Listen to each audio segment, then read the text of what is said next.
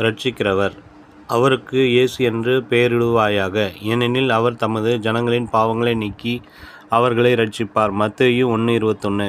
பிதாவாகிய தேவன் பரலோகத்தில் இருக்கிறார், சேரக்கூடாத ஒளியில் வாசம் பண்ணுகிறார்.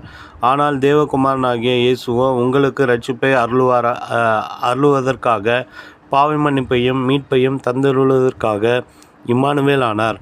உன்னை இரட்சிக்கும்படிக்கு நான் உன்னுடனே கூட இருக்கிறேன் என்று கர்த்தர் சொல்லுகிறார். எரேமியா 1:19.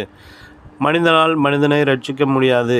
எல்லோரும் பாவம் செய்து தேவ மகிமையற்றவர்கள் ஆனதால் பரலோகத்திலிருந்து வந்த தேவகுமாரனாகிய இயேசு மட்டுமே ஒருவரை இரட்சிக்க வல்லமையுள்ளவராய் இருக்கிறார்.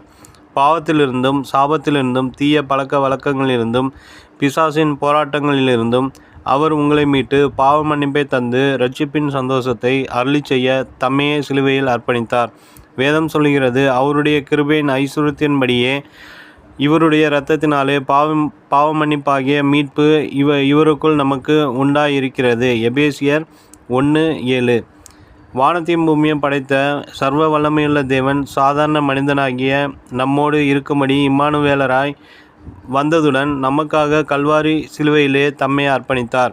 அவர் உங்களுக்கு மட்டுமல்ல, உங்களுடைய குடும்பத்திற்கும் இரட்சகராய் இருப்பாராக. வேதம் சொல்லுகிறது, கர்த்தராகிய இயேசு கிறிஸ்துவை விசுவாசி, அப்பொழுது நீயும் உன் வீட்டாரும் இரட்சிக்கப்படுவீர்கள். அப்போஸ்தலர் 16:31. இயேசு எப்பொழுதும் உங்களோடு உங்கள் உள்ளத்தில் இருக்கட்டும்.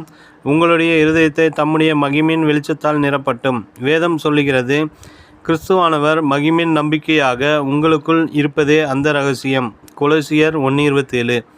ஒரு ஏழை ஊழியக்காரன் ஊருக்கு வெளியே ஒரு சின்ன கூடாரத்தை போட்டு விட்டு பின்பு ஊருக்குள் வந்து, எல்லாம் வல்ல இறைவன் உங்கள் கிராமத்திற்கு வெளியே நிற்கிறார்.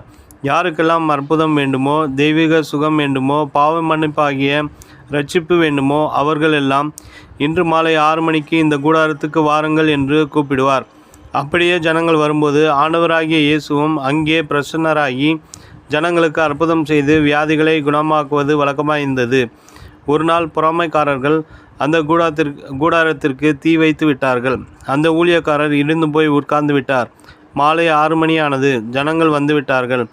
அந்த ஊழியக்காரர் ஆவியின் உந்துதலினால், தேவன் எனக்குள் இருக்கிறார், இவர் இம்மானுவேலராக என் கைகள் மூலமாக அற்புதங்கள் செய்வார் என்று சொல்லி ஒவ்வொருவருக்காய் ஜெபித்தார். அன்று மிகவும் பலத்த அற்புதங்கள் நடந்தன. தேவப்பிள்ளைகளே, கர்த்தர் உங்கள் ஒவ்வொருவருடைய சரீரத்தையும் தம்முடைய ஆலயமாக்கி உங்களுக்குள்ளே இம்மானுவேலராய் வாசம் பண்ணுகிறார். நினைவிற்கு, உங்கள் சரீரங்களை பரிசுத்த தேவனுக்கு பிரியமான ஜீவபலியாக